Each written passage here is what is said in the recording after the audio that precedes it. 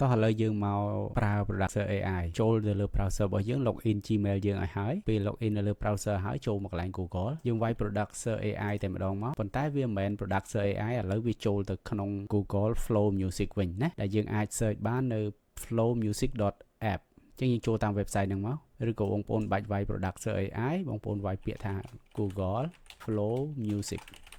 ហ្នឹងហើយចូលមកវាចូលដល់ website មួយហ្នឹងហើយចឹងបងប្អូនចុចទៅលើ Google Flow Music ហ្នឹងចឹងចុចលើវាមកពេលចុចវាចូលមកដល់កន្លែងនេះចឹងចូលមកដល់កន្លែងហ្នឹងគឺបងប្អូន login វាភ្លឹបមកបន្ទាប់មកយើងចាប់ផ្ដើម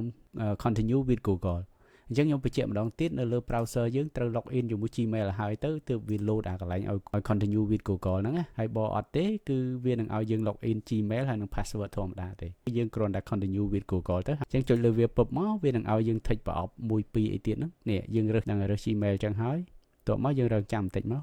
ដូចយើងជ្រើសដំបូងអញ្ចឹងហើយបន្ទាប់មកចុច continue ហើយយើង tick ប្រអប់នេះ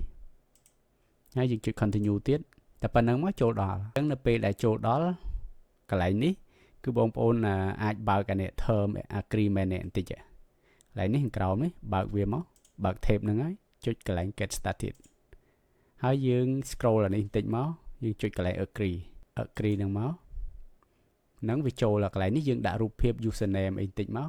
បើយើងចង់ដាក់ឥឡូវខ្ញុំឧទាហរណ៍យើងវាយអត់ឲ្យដក clear ទេណា username ហ្នឹងហើយយើងប្រើឈ្មោះចឹងក៏ដោយប៉ុន្តែអត់មាន hyphen អត់មានដក clear អត់មាន underscore អីទេគឺយើងប្រើបែបហ្នឹងប្រើតែឈ្មោះជាប់គ្នាតែម្ដងហើយរូបភាពដាក់ក៏មិនដាក់ឲ្យទៅយើងចុច save មក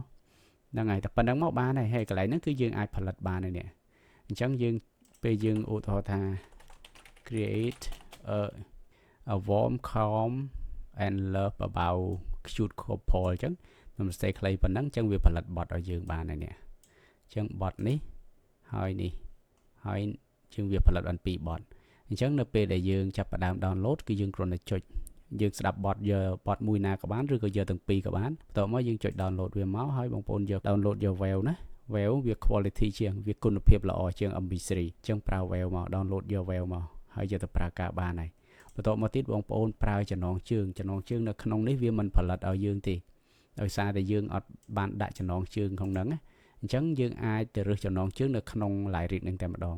ជាទូទៅខ្ញុំរើសនៅក្នុង chorus កន្លែងនេះ chorus ហ្នឹងគឺជាកន្លែងកដាលឬក៏យើងហៅថា banter ណាចាកន្លែង banter ភាគច្រើនគឺផ្ដោតទៅលើចំណងជើងប៉ុន្តែអាហ្នឹងអាស្រ័យលើបងប្អូនទេយល់អត្ថន័យអីក៏ដោយគឺរើសមើលតាមហ្នឹងជាក់ស្ដែងក៏បានដែរតែសម្រាប់ខ្ញុំយកមួយហ្នឹងគឺខ្ញុំឧទាហរណ៍ខ្ញុំយកអានេះទៅខ្ញុំដាក់ថា small thing to love អញ្ចឹងណាខ្ញុំ copy អាប៉ុណ្ណឹងមកដើម្បីបង្កើតវាជាចំណងជើងបទអញ្ចឹងនៅពេលដែលបានបទចម្រៀងនឹងហើយខ្ញុំចូលមកក្នុង ChatGPT ខ្ញុំវាយជា create a realistic image for a song artwork cover with title ហើយខ្ញុំដាក់ title នេះចំណងជើងខ្ញុំរើសមិញហ្នឹងហើយខ្ញុំ in ratio គឺ4ជ្រុងអញ្ចឹងយើងយក1400 គុណ1400អញ្ចឹងមកតមកវានឹងបង្កើតនេះវាបង្កើតរូបភាពនឹងបានយើង download រូបភាពនឹងយកមកណាយើងចុច download មកគឺ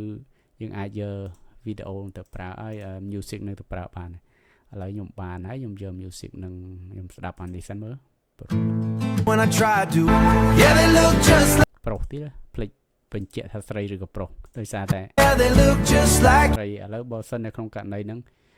ប្រុសគឺយើងចង់ឲ្យដាក់ស្រីនេះស្រីម្ដងនេះយើងដាក់កន្លែងនេះ female អញ្ចឹងឲ្យវាផលិតបទស្រីទៅហ្នឹងហើយអញ្ចឹងវីដេអូហ្នឹងកុំឲ្យវែងតែប៉ុណ្្នឹងទេអញ្ចឹងយើងអាចយកទៅប្រើការបាននេះរបៀបចុះឈ្មោះរបៀបផលិតអីខ្លីៗប៉ុណ្ណឹង